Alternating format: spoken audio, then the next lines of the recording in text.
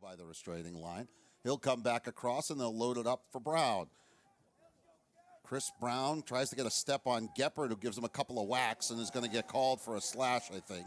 Ball comes back around, the shot and the score, and slipping it through, Vardaro ties the game at 1. Yeah, nice piece of work there by Vardaro, finding that space just over the left leg of Terrio. Good ball movement by the Tigers as well, as Vardaro picks up goal number 13 on the season. Close out just a bit late, and he's able to beat Terrio for the equalizer. Behind the net, looks to Moschetti on the near side of the box, airmailed the pass, and Moschetti picks it up. 20 on the shot clock for the Bears as the Tigers look to answer Brown's defensive shot clock violation. The feed in front, one-timer! The quick stick for Antonelli, and it's 2-1 Brown. Oh, great patience by the Bears there. Nice work by Moschetti. Perfectly placed timed shot. Great feed, great score, and the Bears lead this one 2-1. We'll step aside with 4:05 left here in the first. 2-1 Bears. You're tuned in to college lacrosse here on Nesson. Let's get back. Valentini showing to the defend out there against Brown as the shot comes up and over, soft touch, and a great finish for Jake Stevens to quickly tie the game for Princeton. Yeah, hands way too free that time, as Stevens just able to slip in past the defender, able to get goal number 15 on the season for him to equalize things. And there it looked like. Counterclockwise, rather, over to Chris Brown, working to the near side. Slusher tries to get a turn on Geppert. Geppert forces him into a very tough shot, and boom, Slusher delivers. Well, Slusher has been impressive all season long. The junior from Portland, Oregon, pots his 24th goal of the season, which leads the Tigers. This high degree of difficulty shot had the defender Geppert all over him, was getting shoved down, and still time. Yeboah Cody will follow him down, ran right into him as the hit came, as he left Vardaro for a moment. Vardaro, tough angle, GLE stepping in. What a shot and a first quarter hat trick for Alex Slusher to give the Tigers a 4-2 lead. Yeah, Slusher able to deliver back-to-back goals for him. His 25th of the season there. And it just shows how much of a factor that turnover was late in the game. The Bears get it. Here's Brown. Chris Brown back up top for Rhonda, and they'll reverse it clockwise around to the X spot. Now Brown near side. Feeds it back up top. The shot and the score. Bang, bang, and Vardaro has his second goal of the game. Wow, the high heat into the top corner there from Vardaro. Not much Terrio could do there. Tigers just kind of lulling the Bears to sleep, and then from range, Vardaro picking out that top corner and zinging it past Terrio for to Path. Yeah, he did well to hold on as they sent the second pole after him there in the double team. Was able to run out of trouble. Marquez White following, and the shot to score from range. Logan Path gets the Bears back on the board. Well, you just had the feeling the Bears really needed the next goal in this game. They get one from kind of an unexpected source. Logan Path picks up just his third of the season. Saw a little bit of an opening and used a bit of a screen from the defender who tried to duck down. Eyes turn to this face-off, which is won easily. A quick up and go down the field, and a quick finish. How you answer. Tyler Sandoval, and Mike, we say it all the time, when the face-off men get on the run and get a goal quickly, what a lift. Yeah, Sandoval just winning this one completely clear. Gunty left in the dust, and Sandoval gets his first goal of their clearing, Mike. They were just 17 of 24 against Yale. Lined up by McLean, faked around it, picks it back up as Bo Pedersen came, shot one-timer again, and Antonelli has the Bears within 2. Great feed that time by Devin McLean, able to find Antonelli on the back door. Second quick stick shot for Antonelli today.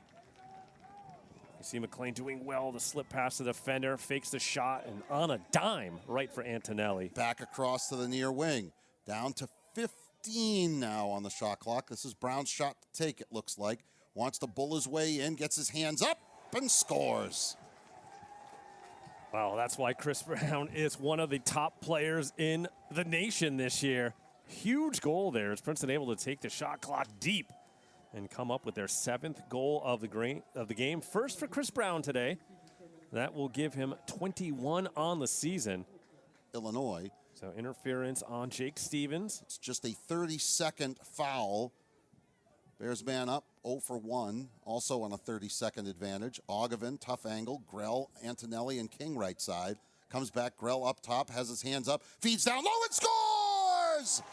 Finally, Devin McLean gets on the board, a man-up goal for the Bears. And once again, Brown crawls back within 2. When you wonder if that's the kind of play that's going to get McLean going, coming into last week's game against UMass, he was number 5 in the nation in points per game at near 1 Brown lead. Then the Tigers opened up a 5-2 lead. Since then, the Bears have outscored the Tigers 3-2, but Princeton has managed to make that 2-goal advantage stay, and that one skips through. That's in the net, Mike, from Slusher. And that completes the hat trick on the afternoon. Goal number 26 for Slusher. Terrio got a good piece of it. He thought he might have saved it, was looking for the rebound, but this one just kind of trickles in. Well, and the ball played for Vardaro. Trying to get a chase on him is Wolfram, and he bounces one in, and the Tigers lead 9-4. And Mike, the start of this third quarter has been somewhat disastrous through 80 seconds if you're a Brown fan. Yeah, couldn't have gone any better for Princeton. Couldn't have gone any worse for Brown. Vardaro now completes a hat trick of his own. Didn't like the call. Mackesy over on the wing, tries to force his way in towards Pike. Gatos came back up top, the drive from Vardaro, slung off the pipe, ground ball picked up. Slusher works his way in and finishes.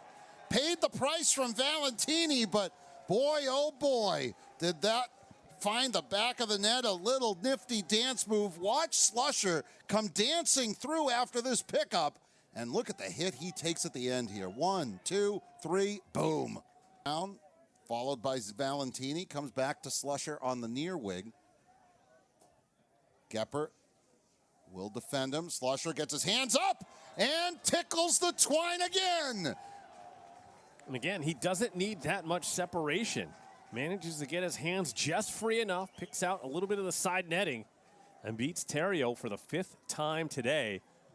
We talked about the Bears being a little bit shorthanded at the pole positions. And college lacrosse, never mind Ivy League lacrosse. We're not going to have to give you a history lesson. Princeton and Cornell, along with Brown, have long been kind of the standard bearers in Ivy League lacrosse. As the ball comes back around, stepping his way in and scores! Does Tommy Barnes, and Mike Daly might need to call timeout. yeah, I think he really has to at this point. Barnes able to shake and bake past a couple defensemen here. Gets inside position and beats Terrio. Ben Gatos is back up, however. English near the sideline where the ball crossed over. Tigers down to 15, down low, and Slusher has the sock trick. Yeah, and doing it in a variety of ways today. Slusher just so good in front of cage. Quick turnaround here for the shot. It was a great feed on the money again, and just blasted into that top corner over the stick of. Ogevin tries to bull his way in, releases. Kelly turns back, feeds it to McLean from behind the net. Rolls, turns, shoots, and scores. Able to tuck one in is McLean, and the Bears will get on the board, stopping what was a 6-0 Princeton run. Yeah, McLean able to do his thing from X. Gets a little feed this time from Kelly. Decides he sees a seam and was able to get there before Finlay closes in. Set. Yes. They still have Gunty out there. Yeah, it is going to be Kelly as the other midfielder. Gendron with now Kelly to his right. Gendron running on that left side. Fires a shot on the run and scores! The big fella gets involved, does 6'7" Colby Gendron, and the Bears are within 6. You can see the quality of the shots the Bears getting here a little bit better than what they were firing off earlier. So the efficiency improving now for Brown as Gendron picks up his 4th of the. To Kelly on the near side. He's going to sprint across the midfield. Got a little help actually from Mackesy, who pushed him in the back. And now Kelly gets his hands up, works his way in, turns to his left, and is shoved in and scores! Well, he landed right in the goal crease, though. And we'll see what they call, if he was pushed in, if he was not pushed in. Either way, he ended up in the crease. Referees have not signaled yet. No goal the call. And seconds now of the quarter. King slight differential between the penalty and the end of the quarter for the Bears. King, Cook, Grell, Antonelli, McLean, and Ogevin. Grell, hands up, comes back. King, tough angle. Grell winds up and scores! Man up goal, and the Bears have got 3 in a row. It's 13-8. And that was just really good ball movement and patience by the Bears, waiting to find the open man. It was Grell. And usually when he has this much time and space, ring it up, turn and rake for the netminder. And the Bears, everything. I heard it. I can't say I heard it sizzling, but I couldn't see it. Slusher working his way in, back over and across now for Mackesy. And they'll reverse it over to the left side, 20 on the shot clock. Verdaro, the drive, and Mackesy joins the party. Puts one through, his first goal of the day. That's what we like to call tic-tac-toe passing, Mike, and just a great finish there by Mackesy. His first of the day and 10th of the season. Never really got in gear.